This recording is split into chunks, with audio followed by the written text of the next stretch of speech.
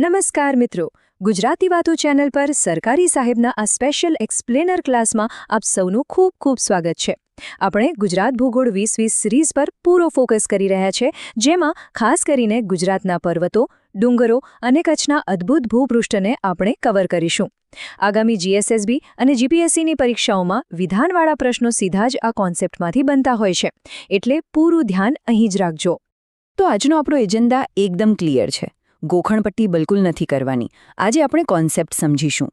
શરૂઆત કરીશું ડુંગર અને પર્વત વચ્ચેના મૂળભૂત તફાવતથી. પછી પર્વતોના 4 પ્રકાર જોઈશું અને છેલ્લે કચ્છના ભૂપૃષ્ઠની ઉત્તર, મધ્ય અને દક્ષિણ ધારની એક જબરદસ્ત સફર કરીશું.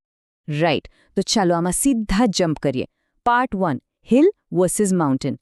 એકદમ બેઝિક પણ બહુ જ ક્રુશિયલ ડિફરન્સ. આપણા મગજમાં ઘણીવાર એક સામાન્ય કન્ફ્યુઝન હોય છે કે ભાઈ ડુંગર કોને કહેવાય અને પર્વત કોને કહેવાય. જુઓ, ભૂગોળની પરિભાષામાં આ આખી રમત સરેરાશ ઊંચાઈની છે. જો કોઈ ભૌગોલિક રચનાની ઊંચાઈ 350થી 800 મીટરની વચ્ચે હોય તો એને આપણે ડુંગર કહીએ છીએ. પરંતુ જો આ ઊંચાઈ 800 મીટરનો આંકડો વટાવી જાય તો સમજી લેવાનું કે એ સત્તાવાર રીતે પર્વત બની ગયો. આ 800 મીટરની લિમિટ ખાસ યાદ રાખવાની છે. હવે આ જ નિયમનું બેસ્ટ પ્રેક્ટિકલ એક્ઝામ્પલ આપો. 1117 મીટર. આપણો ગિરનાર એ ડુંગર નથી, એ પર્વત છે. કેમ? કારણ કે ગિરનારના ગોરખનાથ શિખરની ઊંચાઈ એક્ઝેક્ટ 1117 મીટર છે. એટલે કે પેલા 800 મીટરના માપદંડને એ સરળતાથી ક્રોસ કરી જાય છે. પરીક્ષા માટે આ લિટરલી મોસ્ટ આઈએમપી ફેક્ટ છે. ઓકે, તો હવે પાર્ટ 2 તરફ આગળ વધીએ. પર્વતોના 4 મુખ્ય પ્રકારો, જેના જોડકા વારંવાર સ્પર્ધાત્મક પરીક્ષાઓમાં પૂછાતા હોય છે. તો પર્વતોના 4 મેઇન ટાઇપ્સ છે અને એના એક્ઝામ્પલ તો મગજમાં છાપી જ દેવાના છે.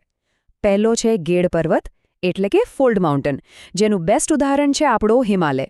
બીજું ખંદ પર્વત, યાની બ્લોક માઉન્ટેન, જેમાં વિંધ્યાચલ અને સાતપુડાનો સમાવેશ થાય.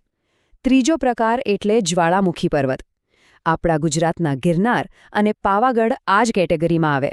અને છેલ્લો, સૌથી ઇમ્પોર્ટન્ટ, અવશિષ્ટ પર્વત, યાની રેઝિડ્યુઅલ માઉન્ટેન. ભારતનું સૌથી પ્રાચીન પર્વત અરવલ્લી એ આ અવશિષ્ટ પર્વતનું સર્વશ્રેષ્ઠ ઉદાહરણ છે. આગળ વાત કરીએ પાર્ટ 3ની. હવે આપણું પૂરું ફોકસ ગુજરાતના સૌથી મોટા જિલ્લા કચ્છ તરફ શિફ્ટ કરીએ. કચ્છના ડુંગરો મુખ્યત્વે 3 ધારમાં વહેંચાયેલા છે. સૌથી ઉપરથી શરૂ કરીએ, ઉત્તર ધાર. અહીં એક બહુ જ ઇન્ટરેસ્ટિંગ બાબત એ છે કે ઉત્તર ધાર કોઈ સળંગ પર્વતમાળા નથી, પણ એ 4 મુખ્ય બેટ્સમાં વહેંચાયેલી છે: બેલા, ખદીર, ચોરાડ અને પચ્છમ. અને આ આખી ઉત્તરધારનો સૌથી ઊંચો ડુંગર કયો છે? તો કોઈ પણ શંકા વગર એ છે આપણો પ્રખ્યાત કાળો ડુંગર. કાળો ડુંગર પરીક્ષા માટે બહુ જ મહત્વનું છે, કારણ કે તે માત્ર ભૌગોલિક જ નહીં, આધ્યાત્મિક રીતે પણ વિશેષ છે. અહીં ગુરુ દત્તાત્રેય ભગવાનની સમાધિ આવેલી છે. અને હા, કદાચ તમને ખ્યાલ હશે, આ જગ્યા એના એક અનોખા મેગ્નેટિક અટ્રેક્શન એટલે કે ચુંબકીય આકર્ષણ માટે પણ ફેમસ છે. લિટરલી વાહનો પોતાની મેળે ઉપર ખેંચાય છે. છે ને એકદમ અદ્ભુત? અને અહીં એક એવો ગોલ્ડન ફેક્ટ છે જે ઇતિહાસ અને ભૂગોળ બંનેને જોડે છે. હડપ્પીય સંસ્કૃતિનું વર્લ્ડ ફેમસ નગર ધોળાવીરા રાપર તાલુકામાં છે. પણ એક્ઝેક્ટલી કયા બેટ પર? એ આ જ ઉત્તરધારના ખદીર બેટ પર આવેલું છે. આ પોઈન્ટ મગજમાં ફિટ કરી લેજો. ચાલો, ઉત્તરધારનું કામ પૂરું. હવે પાર્ટ 4, કચ્છની મધ્યધાર. આ રેન્જ પરીક્ષાના પોઈન્ટ ઓફ વ્યૂથી બહુ જ અગત્યના સિક્રેટ્સ છુપાવીને બેઠી છે. પણ મધ્યધારમાં જઈએ એ પહેલાં એક જોરદાર પ્રશ્ન છે. શું એ ખ્યાલ છે કે કચ્છમાં એવો કયો શક્તિશાળી ડુંગર છે જે ઉત્તર અને દક્ષિણ તરફ વહેતી નદીઓ માટે મેઇન જળવિભાજકનું કામ કરે છે? એની ગેસીસ? જો, આ મધ્યધારમાં લીઓ, જુરા, ભુજિયો, વરાર અને ધીણોધર જેવા પ્રખ્યાત ડુંગરો આવેલા છે. અને આ બધામાં સૌથી ઊંચો છે ધીણોધર ડુંગર, જે આપણા પહેલા પ્રશ્નનો સાચો જવાબ પણ છે. આ ધીણોધર ડુંગર એક્ઝામ માટે ટ્રિપલ ઇમ્પોર્ટન્ટ છે. કઈ રીતે? પહેલું, ધીણોધર પર ધર્મનાથ દાદાની સમાધિ છે. બીજું, ત્યાંથી કર્કવૃત યાની ટ્રોપિક ઓફ કેન્સર પસાર થાય છે, જે બહુ જ મોટો ફેક્ટ છે. અને ત્રીજું, આ જ મધ્યધારનો ધીણોધર ડુંગર ઉત્તર અને દક્ષિણ તરફ વહેતી નદીઓ માટે વોટરશેડ એટલે કે જળ વિભાજક તરીકે કામ કરે છે. આ સીધું જ વિધાનવાળા પ્રશ્નોમાં છપાઈ શકે છે. રાઈટ. તો મધ્યધાર પછી હવે પહોંચીએ આપણા આજના ક્લાસના છેલ્લા ભૌગોલિક વિસ્તારમાં, પાર્ટ 5, કચ્છની દક્ષિણ ધાર. આ રેન્જમાં ઉમિયા, નાનામો, હબા અને પાનંધરો જેવા ડુંગરો આવેલા છે. અને આમાં દક્ષિણ ધારનો સૌથી ઊંચો ડુંગર કયો? તો એ છે નાનામો. જુઓ, આમાં કન્ફ્યુઝન બિલકુલ ના થવું જોઈએ. ઉત્તરમાં કાળો ડુંગર, મધ્યમાં ધીણોધર અને દક્ષિણમાં નાનામો. બસ આટલું યાદ રાખશો એટલે માર્ક્સ પાક્કા.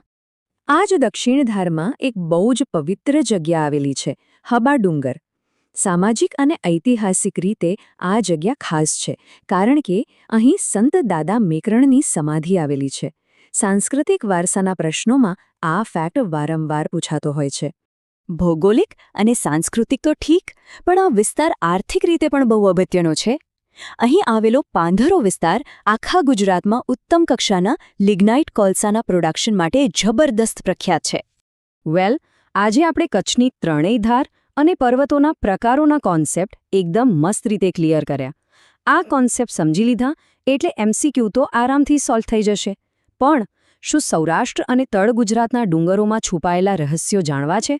ચોટીલા, બરડો, ઓસમ અને ગિરનારનો ખરો ઇતિહાસ શું છે? આ રોમાંચક માહિતી માટે આપણે બહુ જ જલ્દી ભાગ 3માં મળીશું. ત્યાં સુધી આજના આ એક્સપ્લેનર ક્લાસની હાઈ રેઝોલ્યુશન PDF ડાઉનલોડ કરવા અને રેગ્યુલર ટેસ્ટ આપવા માટે અત્યારે જ આપણી ઓફિશિયલ ટેલિગ્રામ ચેનલ સરકારી સાહેબમાં જોડાઈ જાઓ. અને હા, આવા જ ઓથેન્ટિક કન્ટેન્ટ માટે ગુજરાતી વાતું ચેનલને સબસ્ક્રાઇબ કરવાનું બિલકુલ ભૂલતા નહીં. રિવિઝન કરતા રહો અને નોલેજ વધારતા રહો. ધીસ ઇઝ સરકારી સાહેબ સાઇનિંગ ઓફ. જય હિન્દ.